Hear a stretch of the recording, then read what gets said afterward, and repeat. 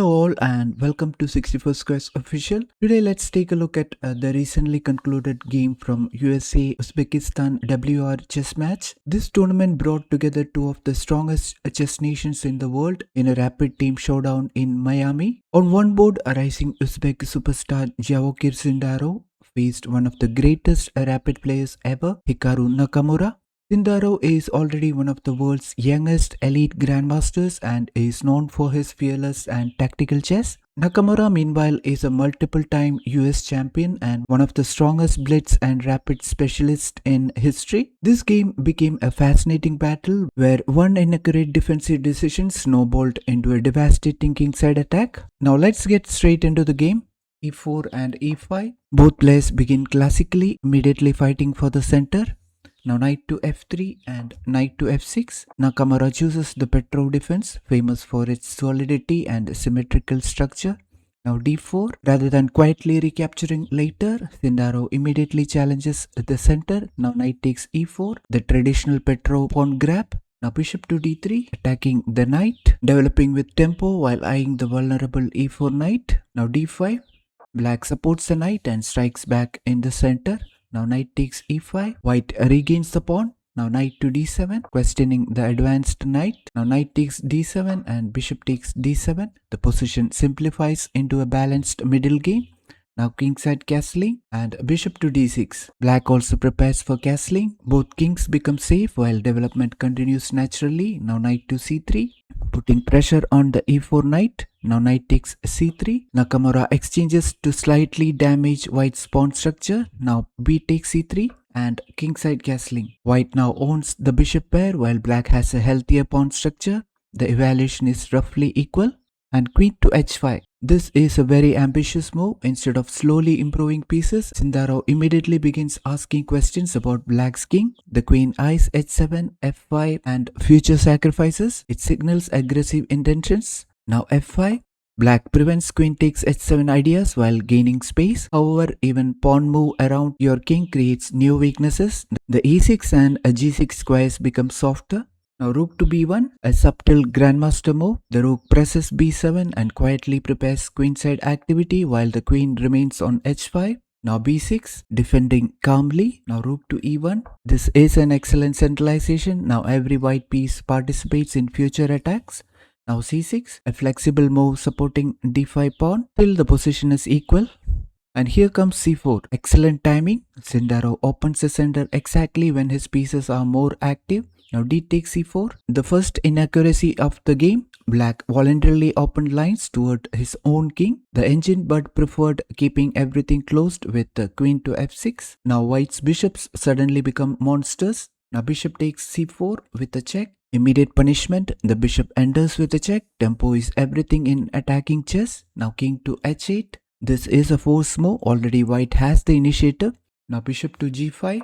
Attacking the queen, a beautiful developing move. The bishop attacks the queen while preparing powerful tactical ideas involving rook to e7. White's pieces suddenly coordinate perfectly. Now queen to c7. This is the decisive mistake of the game. Instead of finding accurate defense, black retreats. The engine evaluation jumps dramatically because black never solves the problem of king safety. White now has tactical domination. Now bishop to f7. A fantastic move. One bishop invades f7. Now white threatens devastating discoveries and sacrifices. Notice how every white piece attacks. The queen, both bishops, rook, everything points toward the king.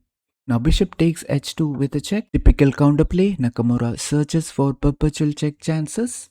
If white takes the h2 bishop, then black takes f7 bishop with rook. So instead of that, king to h1, a very calm move. No panic. White simply steps away. Now bishop to f4, trying to exchange attackers. Good practical defense. Unfortunately, white's attack is already too strong. Now rook to e7. The rook crashes into the 7th rank. This is the move that really shows Sindarov's attacking vision. The rook now attacks f7. Every move creates multiple threats. Now rook a to d8. This is too slow. Black needed emergency defensive resources such as h6. Instead, the rook move ignores immediate dangers. Now white's attack becomes nearly unstoppable. Now bishop to f6, an outstanding move. The bishop joins the attack with devastating effect. Threats appear everywhere, mating ideas, queen infiltration and discovered attacks. Black is completely tied down. Now queen to d6, trying desperately to defend. Unfortunately, there simply are not enough defenders. Now bishop to g6, another beautiful retreat forward move. The bishop is not retreating, it's improving. Now the bishop attacks h7 and coordinates perfectly with the queen. White threatens meeting attacks from every direction. Now h6. This is a force move, otherwise immediate mating ideas appear. Now bishop takes g7 with a check. A classic attacking sacrifice. The bishop destroys the pawn shield. The king is dragged into the open. Now king to g8. Also this is a force move. Now bishop to h7 check. A quiet but deadly check, and it was at this moment black resigned the game. Although the position is completely lost, white's position dominates the board. Black's king has no safe shelter, and decisive material loss or checkmate is unavoidable. Nakamura chose not to continue in a hopeless position. Now let's take some key lessons from the game. Attack when your pieces are developed. Sindarov never rushed sacrifices. Every attacking move brought another piece into the game. Opened the center against an exposed king. The move c4 changed the entire character of the game. Small inaccuracies can snowball. The sequence d takes c4 and especially queen to c7 allowed white's initiative to become overwhelming.